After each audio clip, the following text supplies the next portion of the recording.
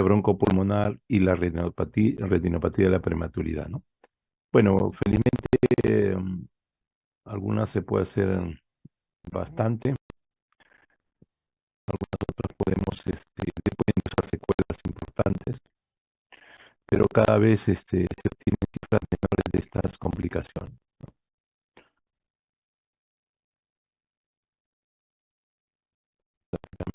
Casi todos, ¿no?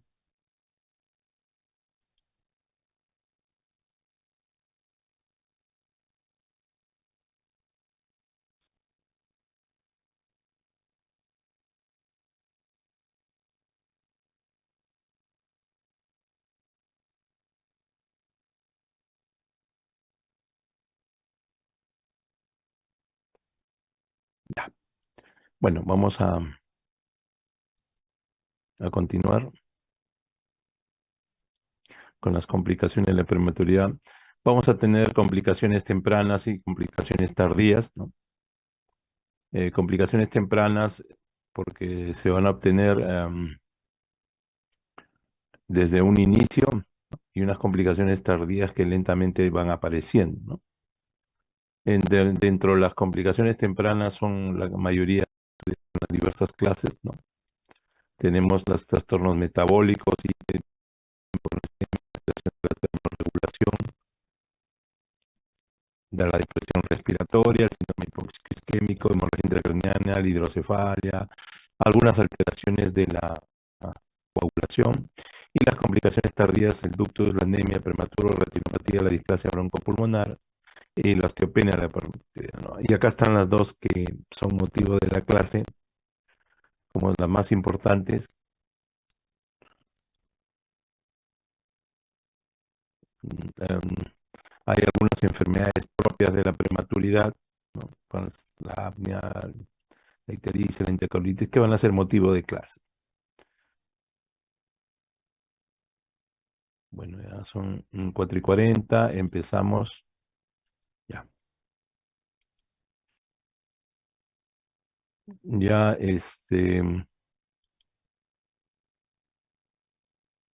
la displasia broncopulmonar en primer lugar, ¿no? Es una enfermedad multifactorial causada por muchos factores que se produce como consecuencia de exposición del pulmón inmaduro del prematuro, que muchas veces está predispuesto genéticamente a noxias ambientales, ¿no? Estas noxias ambientales pueden ser el oxígeno, infecciones, barotrauma, volutrauma, pueden ser, y generalmente se van a caracterizar por la dependencia de oxígeno prolongada, es decir, estas personas van a usar oxígeno de manera prolongada, inclusive muchas veces domiciliario, ¿no? Y junto a esto va a haber cambios clínicos, gases arteriales también diferentes y alguna radiología propia de esta patología, ¿no? Van a reflejar que todo esto pulmonar crónica, ¿no? Una de las definiciones que hago Bacalari en el año 2009, Bacalari es un médico chileno, es un médico chileno, y también se hace una definición sencilla que es requerimiento de oxígeno por más de 28 días o 36 semanas de edad, ¿no? Acá vemos algunas radiografías de displasia broncopulmonar. Es evidente el daño que hay a nivel de parénquima pulmonar. Estos son los signos clínicos, eh, signos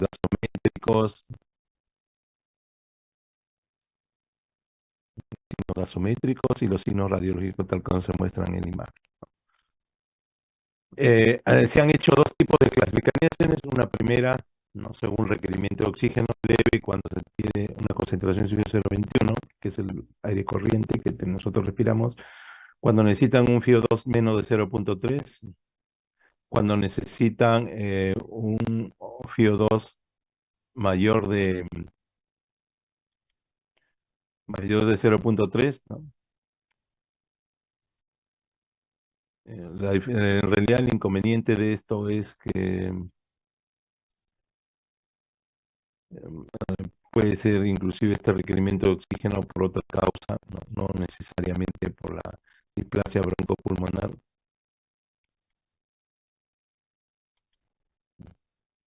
Ya. Em, y esta es la clasificación, la segunda clasificación, que es un poco más actual, ¿no? Y es la que se usa, ¿no? Ahí, como verán, la edad gestacional le ponen 32 semanas de gestación, mayor de 32 semanas de gestación, y ponen 36 semanas y 56 de vida, de días de vida a la alta o de vida, ¿no? Leve cuando no requiere oxígeno en ningún momento, ¿no? Tanto menor de 32 semanas como mayor de 32 semanas, ¿no? Mayor de 32 semanas, ¿no?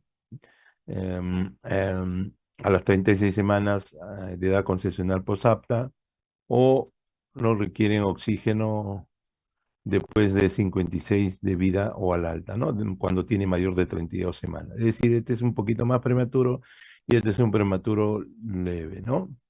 La displasia broncopulmonar cuando requieren ya oxígeno, pero medio litro o menos, ¿no? A las 36 semanas de vida, cuando tiene menos de 32 semanas, o cuando es mayor de 32 semanas, cuando requiere medio litro, mm, y a los 56 días de vida o la alta, ¿no? La severa va a requerir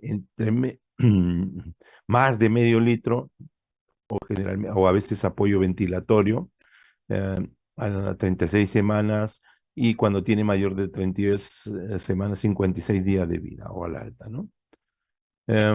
Acá vemos cómo está relacionado en base al requerimiento de oxígeno, a mayor cantidad de oxígeno, mayor riesgo, ¿no? Mayor riesgo de desarrollar la displasia broncopulmonar, y va a ser según el diagnóstico que tú dices, el primero o el segundo diagnóstico, ¿no? Bueno, en realidad la definición clásica dicen que es una secuela de membranedina del prematuro, más ventilación mecánica y oxígeno, ¿no? Eso lo dieron en 1967, ¿no? Y se caracteriza por tener inflamación, atelectasias, enfisema y fibrosis pulmonar, ¿no? Es útil, en este caso era útil el corticoide materno que se le aplica a la mamá para madurar el pulmón, ¿no? El surfactante, cuando apareció el surfactante, y una ventilación más gentil, ¿no? Es decir, más adecuada, ¿no? No tan traumática. Los avances tecnológicos han ido mejorando esto, ¿no? La nueva se refiere, la nueva definición se refiere no a una secuela, sino que el prematuro nace en una fase canalicular, ¿no? No en la fase final, sino cuando se están formando los canalículos, y hace que su pulmón se desarrolle fuera de útero, cuando ya nació, ¿no? Esto va a provocar freno a la alveolización y angiogénesis, ¿no? Va a provocar angiogénesis. La angiogénesis en realidad es lo que provoca las dos complicaciones que vamos a ver, ¿no? Y también la retinopatía posteriormente, ¿no? Bueno, en realidad es la enfermedad pulmonar crónica que más afecta al prematuro, ¿no? Las cifras van a cambiar, van a ir mejorándose. Un cuarto es, o sea, el 25% más en menos de prematuros, de 1.000 a 1.500. eh, Disminuye el 4 punto, a través de los años, ¿no? Pero esto ha aumentado los costos y la estadía hospitalaria, ¿no? En realidad es variable la displasia dentro del país, en los diferentes centros, ¿no? Y varía entre 20 a 35% en los menos de 1.500, ¿no? Y aumenta a menor peso, ¿no? 60%, casi menos de 1.000 gramos, ¿no? Em, Estas son las cifras, ¿no? Miren acá a unos estudios chilenos que más nos parecemos a ellos, ¿no? Más nos parecemos a ellos, ¿no? Un estudio del 2000 a 2004, donde vemos la cantidad de pacientes, ¿no? Que vemos, ¿no? Y displasia a los 28 días, displasia a las 36 semanas, el requerimiento de oxígeno en el escenario, y la letalidad que tuvieron estos pacientes, ¿no? Miren, las 23 semanas, por supuesto, mayor letalidad, 31 semanas es menor y menor desarrollo de displasia broncopulmonar. Para ver la relación que tiene esto con la edad gestacional. Por supuesto, en ambos lados, ¿no? Más prematuro, mayor requerimiento de oxígeno, mayor letalidad, mayor displasia broncopulmonar, ¿no?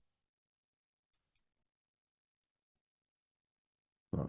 Y acá la clasificación leve, moderada y severa, cómo van mejorando a medida que pasan los días y cuando llega a las 28 semanas de gestación, ¿no? Se hizo en 1500, no, 9.500 lactantes y se vio que iba mejorando a medida que pasaba, a medida que mayor era la edad gestacional, ¿no? Correcto. Bueno, se sabe que la displasia broncopulmonar va a depender de la edad gestacional, ya habíamos mencionado, y también tiene que ver con los días de ventilación mecánica, ¿no? Más de 7 tiene riesgo de que presente displasia broncopulmonar. ¿A qué factores producen la displasia broncopulmonar? El barotrauma y volutrama por la ventilación mecánica, y esto hace que haya aumento de la circularidad en el pulmón inmaduro, va a ser una distensidad pulmonar disminuida, una vía respiratoria con buena función, ¿no? La hiperoxia o toxicidad del oxígeno va a aumentar la circularidad en el pulmón inmaduro, que el sistema de defensa antioxidante sea deficiente, ¿no? Falle los mecanismos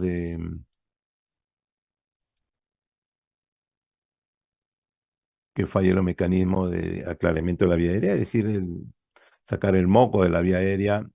Los macrófagos y leucocitos alveolares inmaduros van a estar disminuidos en número y en función. En inflamación va a ser deficiente desarrollo del sistema de defensa antioxidante, desarrollo deficiente del sistema antiproteico y antielastolístico, es en menor elasticidad, e incremento de la membrana alveolo capilar, ¿no?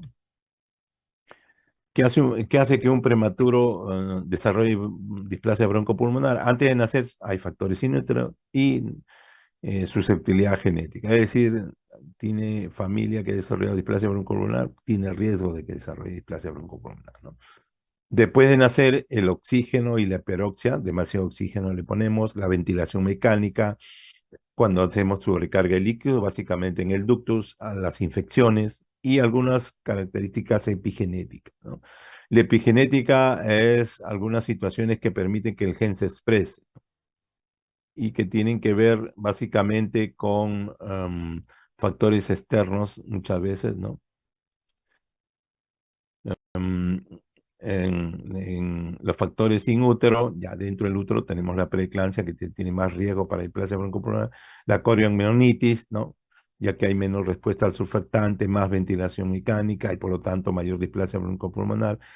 También se menciona colonización por ureoplasma, bueno, que sea tratamiento con acitromicina a la mamá, el tabaquismo materno también predispone.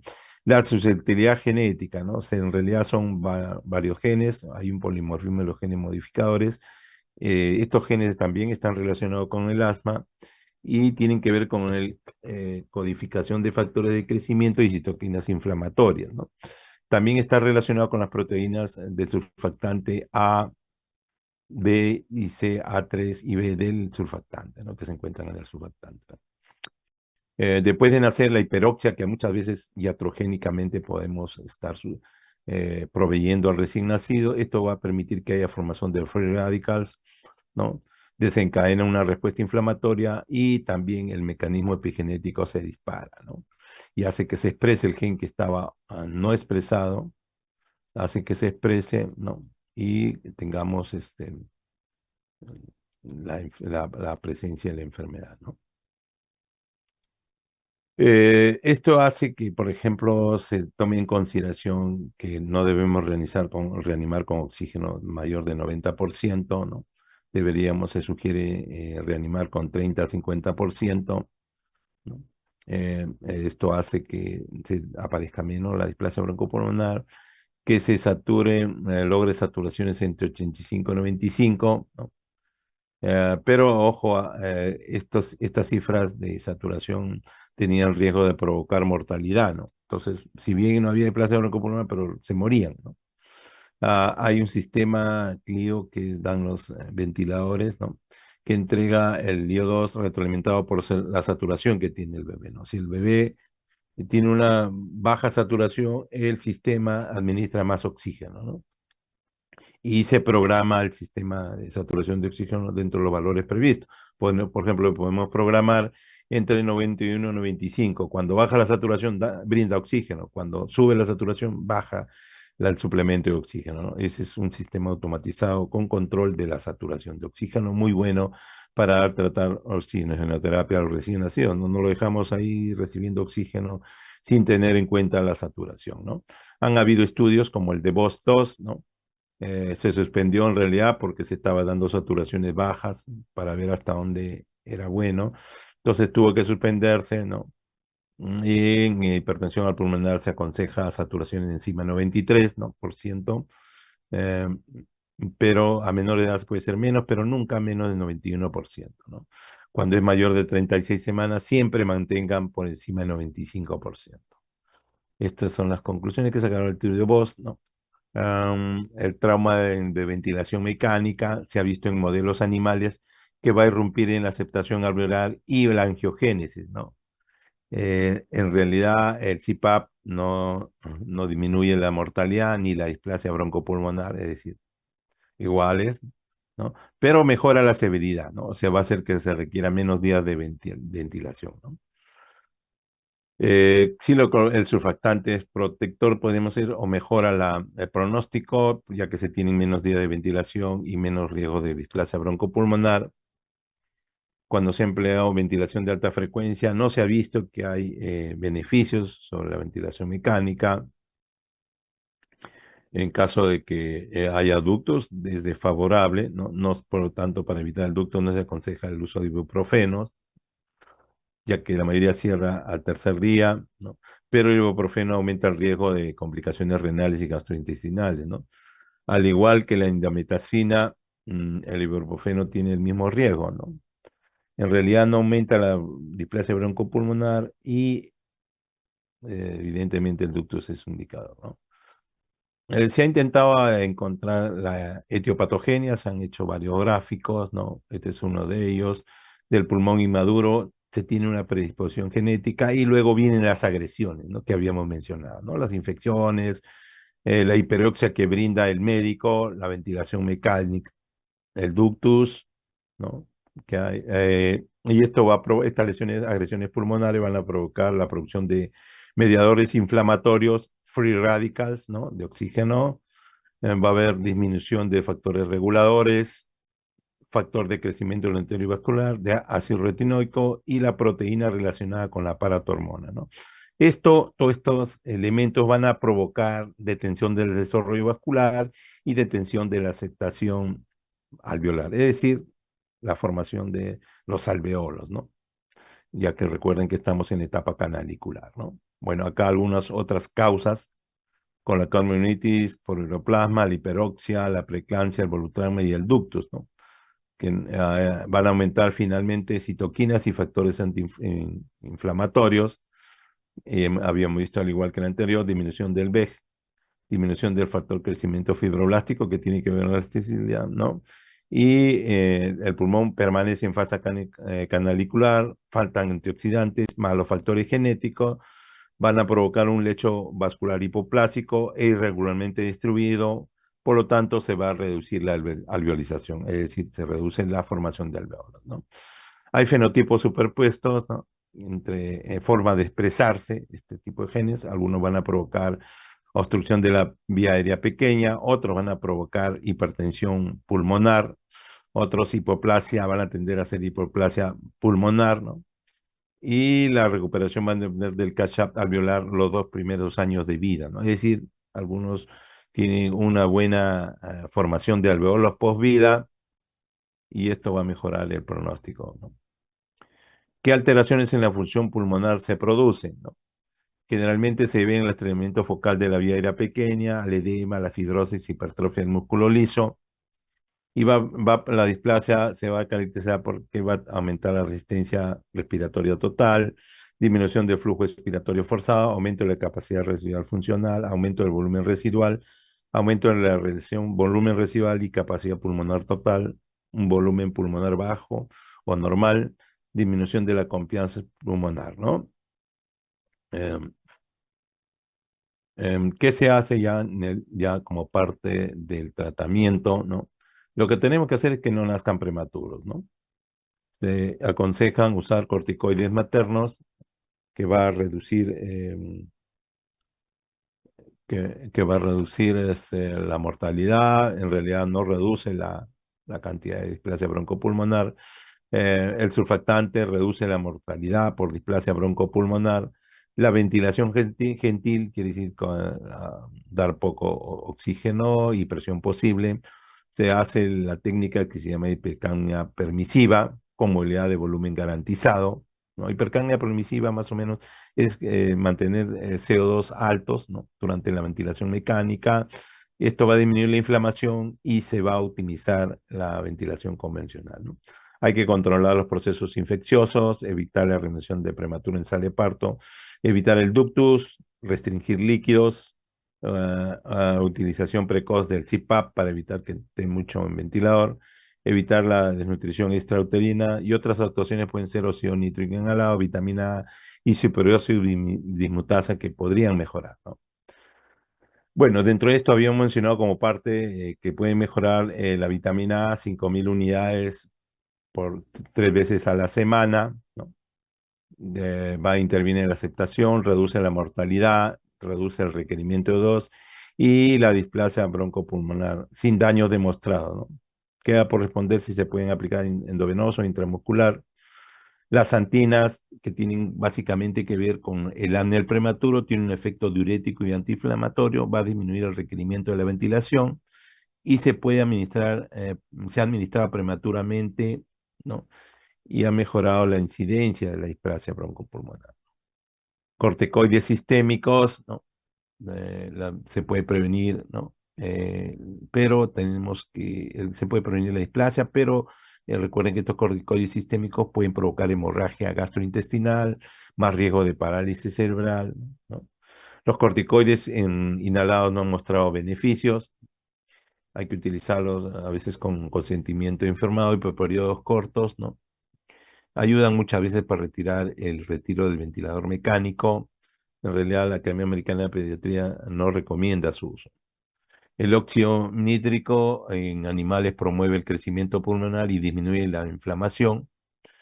En realidad, ya cuando se hizo el estudios en humanos no se ha visto gran beneficio, pero es efectivo para la hipertensión pulmonar, ¿no? Los diuréticos es muy colateral, en realidad pocos efectos beneficiosos y algunos efectos adversos, ¿no?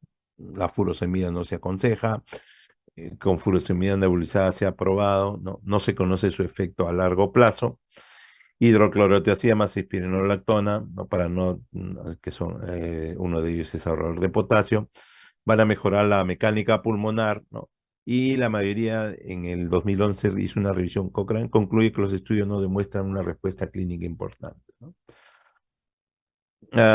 Se le va a dar un aporte calórico adecuado, ¿no? En forma de triglicérido de cadena media.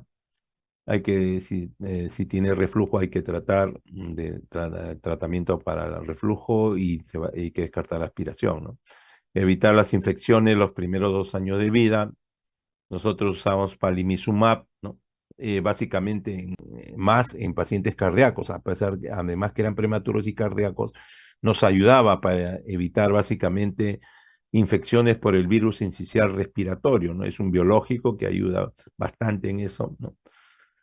Y se aplica lo que se llama estrategia de capullo, es decir, vacunar a todos los que rodean al recién nacido, ya que ellos se van a enfermar o van a traer del colegio y van a contagiar a este paciente que tiene displasia broncopulmonar, ¿no? Que hay que hacer medidas de aislamiento, lavado de manos, ¿no? Prohibir que fumen alrededor de él, ¿no? Alguna calefacción que está contaminada, ¿no? Y debe ser atendido de manera rápida y preferentemente estos pacientes, ¿no? Ya que tienen, recuerden, es como si tuvieran enfermedad pulmonar crónica, pero en lactantes sería, ¿no? Cuando ya salen de alta, ¿no? Muchos de ellos van a requerir oxigenoterapia domiciliaria. ¿Qué debemos hacer? es mantener saturaciones sobre 93 y 97%. em, Ahí, por supuesto que también tienen que tener en cuenta que deben evitar el riesgo de la retinopatía y la prematuridad, que es la otra complicación que vamos a hablar posteriormente.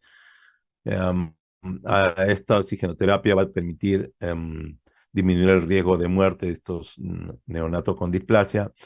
Va a haber mayor ganancia de peso, va a evitar el desarrollo de la hipertensión pulmonar y va a mejorar los parámetros respiratorios, ¿no?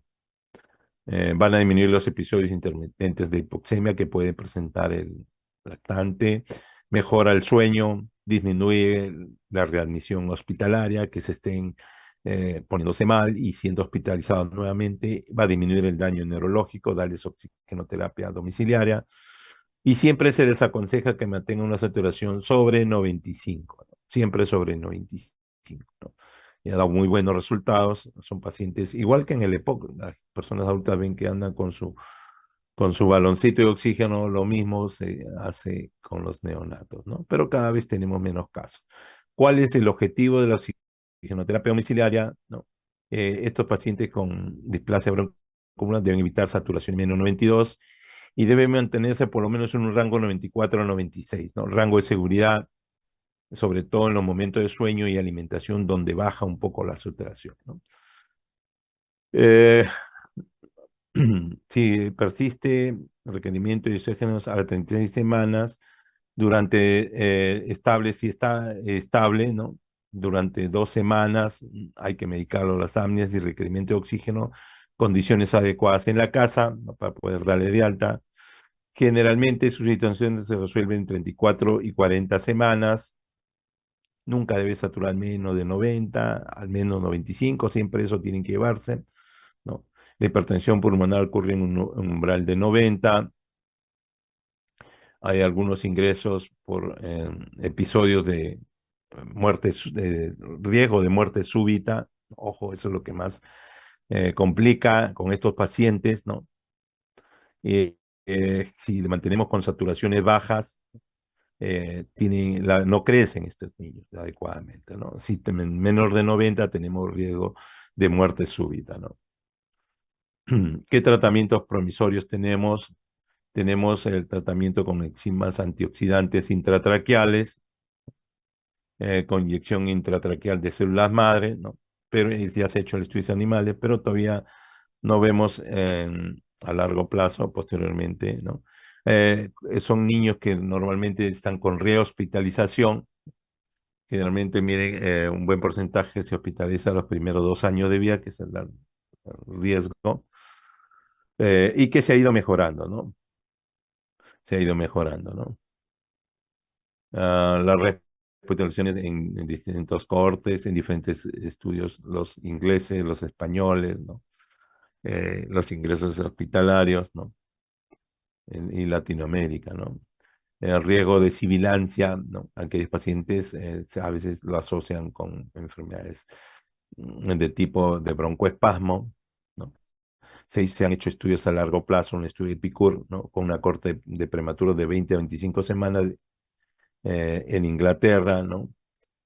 Allí así se han ido viendo para ver los riesgos a largo plazo. La evolución a largo plazo, eh, ahí tenemos la mediana de uso de oxígeno, luego de 2,5 meses, luego de 8,5 meses, ¿no? Y va bajando el uso, ¿no? Y algunos han requerido traqueostomía por el uso constante de oxígeno, solamente 3, ¿no? De todos los que se han estudiado, ¿no?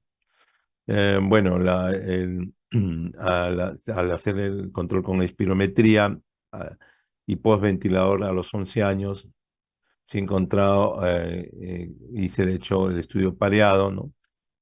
Bueno, se ha visto que el 56 de prematuros extremos tenían espirometrías normales, 27 tenían respuesta significativa al beta 2, ¿no? Al inhalador beta 2, 25% tenían diagnóstico de asma, miren, casi la cuarta parte, y 48% de asintomáticos tenían una espirometría alterada, ¿no? A pesar de que estaban asintomáticos, ¿no? El daño que puede provocar una displasia pulmonar, ¿no? Estos son estudios EPICUR, ¿no? Riesgo de peto en excavato, asma, medicación con asma, asma recurrente, ¿no? Entonces se asocia como complicación el asma, ¿no? Entonces, en varias series van a ser pacientes que van a tener sibilancias, van a usar beta 2 y corticoides, ¿no? Eh, no es por el, son básicamente ya estas complicaciones muy tardías, ¿no? En complicaciones respecto al manejo, ya vamos a llegar a las conclusiones, tenemos en las infecciosas, las complicaciones de bronquiolitis, virus incisional sepsis, cardiovascular, hipertensión pulmonar, hipertensión arterial, trastornos electrolíticos, reflujo gastroesofágico, obstrucción de las vías aéreas superiores, puede haber alguna alteración nefrológica, puede haber alteraciones sensoriales como hipoacusia y la retinopatía, puede haber secuelas neurológicas y del desarrollo en las infecciones socioeconómicas también. En las infecciosas tenemos la profilaxis con palimizumab, que ya lo habíamos mencionado, ¿no? Y en los cardiovasculares tenemos que hacer una evaluación cardiológica y tratar las complicaciones, ¿no? El reflujo también tenemos tratamiento ya conocido. Hay que hacer en la obstrucción de la vía aérea, hacer evaluar por el otorrino, con su, si que requiere tratamiento hacerlo. En las sensoriales, muchas veces en la hipoacusia hay que hacer aplicarles audífono o implante coclear. En las alteraciones neurológicas hay que hacer rehabilitación. Y finalmente las conclusiones que se tienen es una que más frecuentemente afecta al prematuro, es el más frecuente, que generalmente en VIH a 28 días o 36 semanas de requerimiento de oxígeno. Siempre hay que acompañar esto con la clínica y una radiografía, ¿no? Esto se debe a que el pulmón está en la etapa canalicular. Generalmente hay mecanismos epigenéticos que hacen que se exprese el gen. La intervención más eficaz es la prevención. Se ha dicho que el cocorticoide materno, el surfactante, la ventilación y oxigenación gentil, es decir, adecuada, ¿no? No tanta oxigenación, ni mantener en hiperoxia a los recién nacidos prematuros.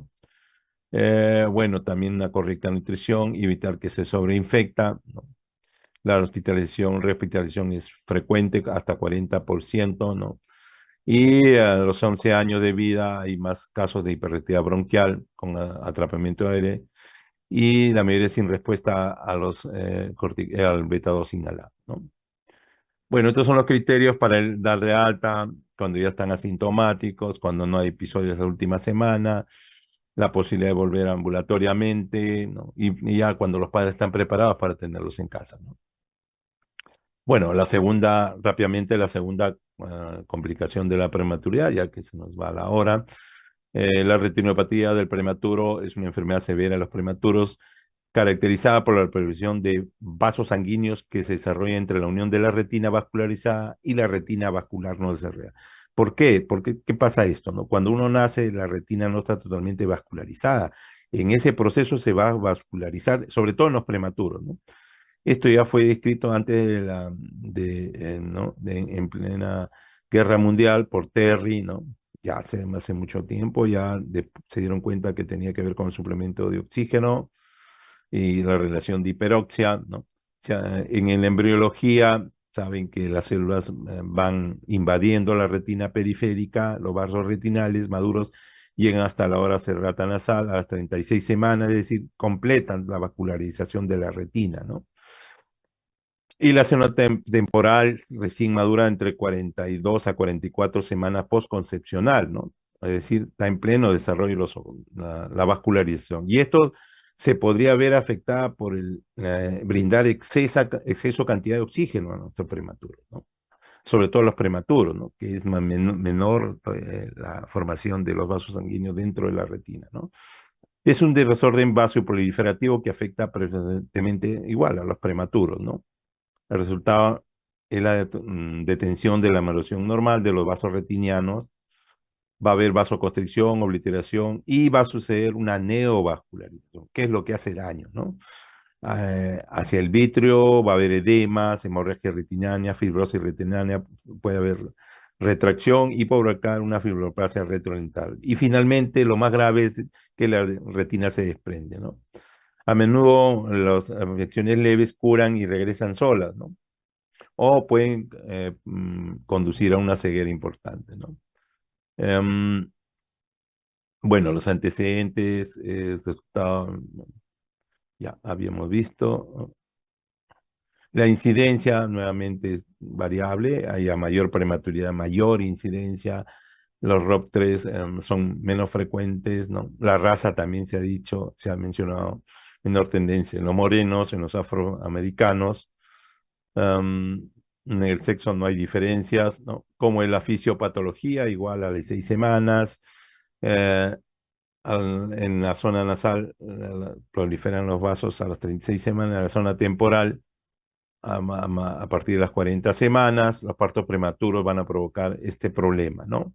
Y el que está mayor implicado es el VEG, ¿no? Que tiene que ver el factor de crecimiento de células endoteliales vasculares, ¿no? De tal manera que parte del tratamiento es inhibir el VEG, ¿no? Generalmente es multifactorial, es decir, se requiere mm, una retina inmadura, los prematuros, nacimiento prematuro, algún cambio biológico que en la enfermedad, ¿no? Básicamente acá tiene que ver con el tema de oxigenoterapia, ¿no? A mayor enfermedad, más tortuosa la evolución, la hemostasis está más alterada, ¿no? Y se han clasificado en en 5 estadios, ¿no? Estadio 1, se ve una línea de marcación donde los vasos normales y normales se encuentran. Etapa 2, se ve un pliegue o cresta retiniana. Y en la etapa 3 vamos a ver la proliferación que se extiende hacia el vitro ya, ¿no? La proliferación va al vitro. En el primero la proliferación se ve un pliegue en cresta, en la 3 y en la etapa 4 hay desprendimiento de retina, ¿no? La extrafoveal 4A, foveal 4B y en la etapa 5 ya se desprende totalmente la retina, ¿no? Generalmente hay un término que se emplea que es el plus, ¿no? Es decir, que significa que hay dilatación y tortuosidad de los vasos, ¿no?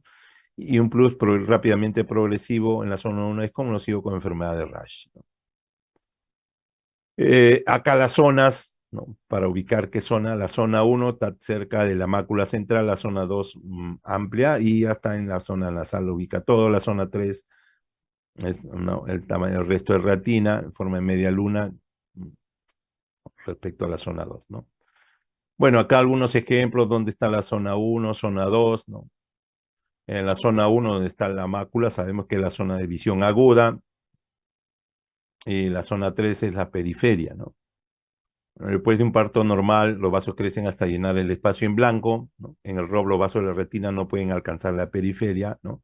Eso hace, miren, que no alcanza la periferia, mira, ¿no? Los vasos no alcanzan, acá tenemos el nervio óptico y no alcanzan, ¿no? A raíz de la retinopatía, ¿no? No alcanzan la periferia, no alcanzan a cubrir toda la retina, ¿no? Miren, acá tenemos la zona vascular, la zona de marcación, esta zona vascular, porque no alcanza, no permite desarrollarse adecuadamente, eso es la retinopatía.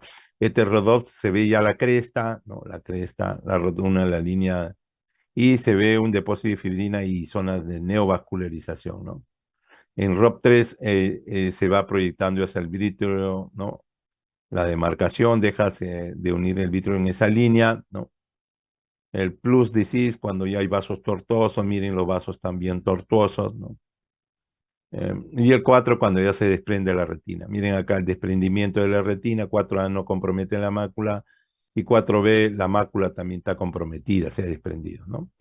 Estas son las secuencias de los eventos que ocurren, ¿no? Vascularización incompleta, aumento PO2, nosotros producimos hiperoxia, va a producir vasoconstricción, ¿no? El IGF está disminuido y el VEG también. Cesa la vascularización, la perfusión, hay hipoxia isquémica, el VEX y otros factores angiogénicos aumentan, hay angiogénesis y formación neovascular diferente, ¿no? Y esto va a provocar inflamación y fibrosis y finalmente una lesión irreversible, ¿no? Hay factores de riesgo, ¿no? Y la principal es la prematuridad, ¿no? Hay algunos autores defienden que la luz fluorescente de los hospitales contribuyen al desarrollo del ROP, ¿no? Acá tenemos los factores de riesgo no comprobados, ¿no?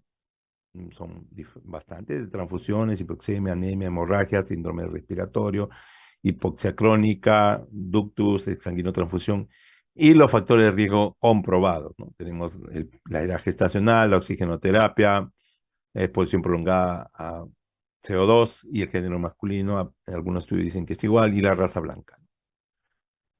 Acá hay algunos resultados, he hecho un estudio muy, muy antiguo, ¿no? Donde las complicaciones se veían, ¿no? Y la retinopatía, ¿no? La cantidad que había más prematuridad, ¿no? Sobre todo que tenían que ver con la saturación, ¿no? A mayor saturación, mayor riesgo de retinopatía. Y nos está mostrando ya estos estudios antiguos, ¿no? Y semioterapia y la zona preumbral ¿no? Miren, acá 96 a 9 de saturación. ¿Hasta cuándo deberíamos dar la saturación para no producir daño? ¿No? ¿No? Y vemos que más prematuridad, mayor riesgo de retinopatía, son cuadros para mirar nomás, ¿no? Al igual, ¿no?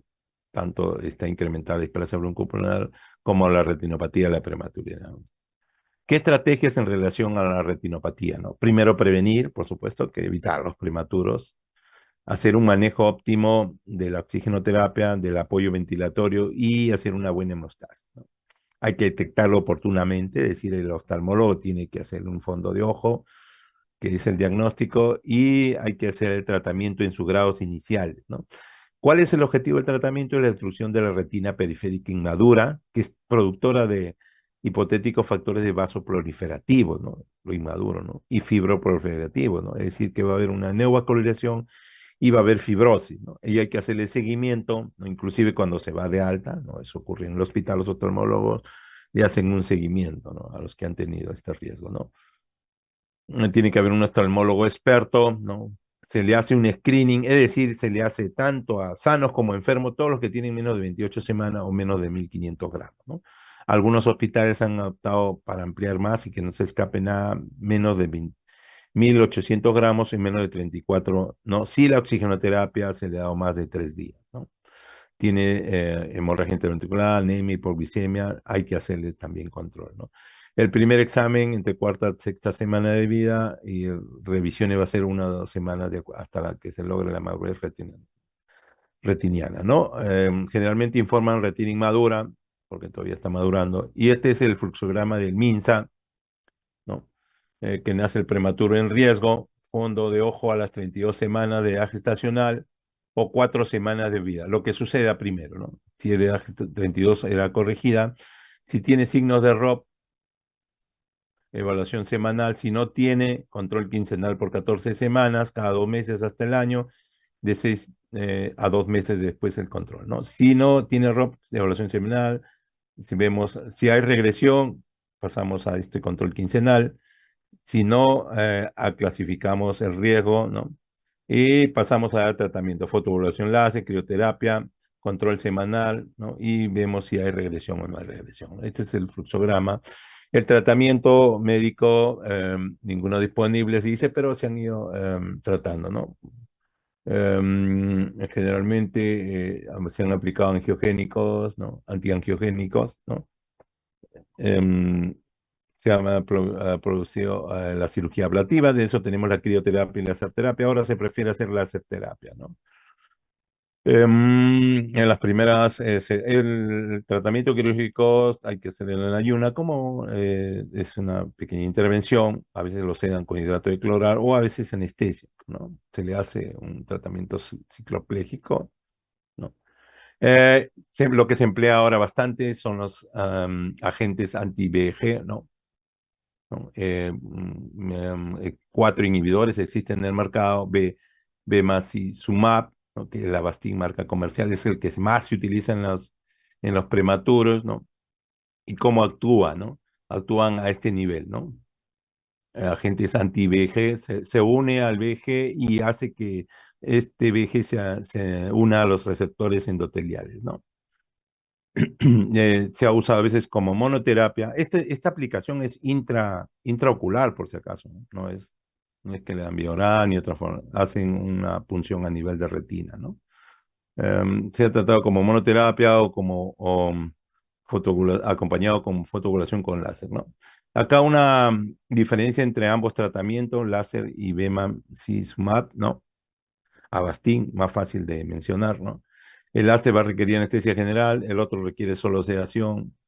A veces la intubación, si, ya que se va a anestesia, no requiere intubación. La experiencia del oftalmólogo, mini experiencia del oftalmólogo, requiere equipo láser, requiere solo una jeringa, ¿no? Porque este es intraretiniano. Demora, ¿no? Es rápido este procedimiento, o sea, 1 o 2 minutos. Destruye parte de la retina, no destruye la retina, ¿no? Hay significativo porcentaje de errores de refracción al futuro. Acá no hay no problema de refracción. No tiene riesgo de endoftalmitis. Acá también es raro, ¿no? Pero como introducimos una aguja dentro del ojo, podríamos tener endoftalmitis, ¿no? Se han intentado usar otros tratamientos betadienéticos como el propanolol, básicamente eh, en las primeras etapas, inclusive en las etapas preumbrales, ¿no? Se ha utilizado en la prevención de la enfermedad muchas veces, ¿no? Se ha, el propanolol ha demostrado ser altamente efectivo en inhibir el aumento de la expresión del VEG, ¿no? Por lo tanto, va a evitar una menor respuesta neovascular, ¿no? En un ambiente que ha habido hipóxico, ¿no? La crioterapia, que cada vez se hace menos, ¿no? Por congelación, ¿no? El anillo escleral, que se coloca una banda de silicona, pero no se usa, pero les menciono. La vitrectomía, se va a hacer la vitrectomía cuando hay desprendimiento de retina o algunos elementos de retina para que del vitrio tienen que eliminar todo eso, todas las cicatrices, para que haya relajación del vitrio, ¿no? Y el relleno de la cama de vitrea con solución salina o gas, ¿no? Nos ayuda esta de vitrectomía, ¿no? El pronóstico, el 90% de los estadios 1 y 2 hay regresión espontánea, así como el 50 estadio 3 plus, ¿no? El estadio 4 depende de la afectación o no de la mácula. Hay riesgo aumentado de miopía, estrabismo, ambliopía, glaucoma y desprendimiento tardío de retina. Aproximadamente 500 actuales casos hay en Estados Unidos de ceguera relacionadas a ROP. Nosotros hace muchos años que teníamos eso y ahora ya no tenemos ningún caso de ceguera. Los niños con riesgo de ROP leve tienen igual riesgo de miopía que los niños sin ROP, ¿no? Entonces no tiene nada que ver, ¿no? Todo pretérmino o menos de 2 miligramos se han ampliado, han sido más amplios, ¿no? Todo pretérmino que tenga factor de riesgo, sinoterapia, ventilación, episodio de hipoxia, hiperoxia y sepsis a cándida, ¿no? También se le hace tamizaje, ¿no? Este resultado de la práctica ha mejorado, ¿no? Antes y después, ¿no? Y eso es lo que les quería traer ahora, ¿no?